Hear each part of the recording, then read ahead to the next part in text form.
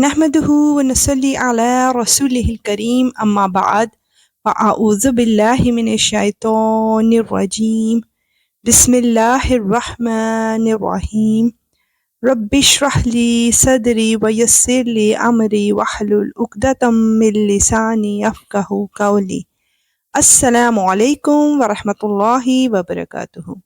تو آئیے سورہ یوسف کے ذریعے حضرت یوسف علیہ السلام کی زندگی کے متعلق مزید جانتے ہیں، اور آج کی نیکسٹ آیات میں جانیں گے کہ مصر کے بادشاہ نے حضرت یوسف علیہ السلام کو کیا جواب آفر کی۔ اور بادشاہ نے کہا کہ اس کو میرے پاس لے آؤ، میں اسے خاص اپنا معاون بناؤں گا۔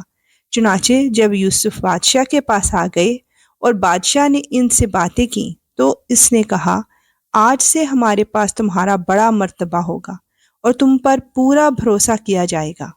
سبحان اللہ۔ آیت 55۔ یوسف علیہ السلام نے کہا کہ آپ مجھے ملک کے خزانوں کے انتظام پر مقرر کر دیجئے۔ یقین رکھیے کہ مجھے حفاظت کرنا خوب آتا ہے اور میں اس کام کا پورا علم رکھتا ہوں۔ اور اس طرح ہم نے یعنی اللہ سبحانہ وتعالیٰ نے یوسف علیہ السلام کو ملک میں ایسا اقتدار عطا کیا کہ وہ اس میں جہاں چاہیں اپنا ٹھکانہ بنائیں۔ ہم اپنی رحمت جس کو چاہتے ہیں پہنچاتے ہیں اور نیک لوگوں کے اجر کو ضائع نہیں کرتے، بے شک یا رب العالمین۔ اور آخرت کا جو اجر ہے وہ ان لوگوں کے لیے کہیں زیادہ بہتر ہے جو ایمان لاتے اور تقوی پر کاربند رہتے ہیں۔ سبحان اللہ۔ آیت 58 to 62 میں ہم وہ منظر دیکھیں گے جب حضرت یوسف علیہ السلام کے برادرز حضرت یوسف کے پاس حاضر ہوتے ہیں۔ اور جب قحط پڑا تو یوسف علیہ السلام کے بھائی آئے اور ان کے پاس پہنچے تو یوسف علیہ السلام نے انہیں پہچان لیا اور وہ یوسف علیہ السلام کو نہیں پہچانے۔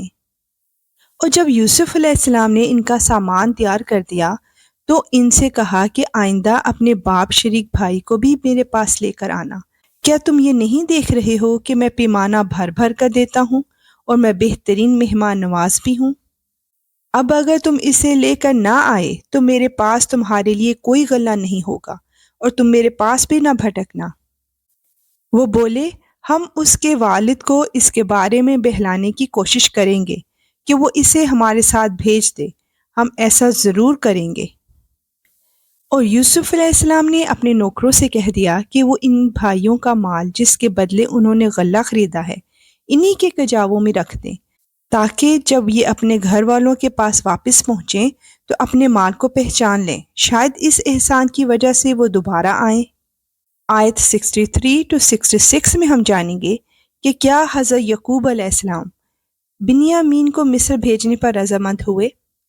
چنانچہ جب وہ اپنے والد کے پاس واپس پہنچے تو انہوں نے کہا، ابا جان، آئندہ ہمیں غلہ دینے سے انکار کر دیا گیا ہے، لہٰذا آپ ہمارے بھائی بنیامین کو ہمارے ساتھ بھیج دیجیے تاکہ ہم پھر غلہ لا سکیں، اور یقین رکھیے کہ ہم اس کی پوری حفاظت کریں گے۔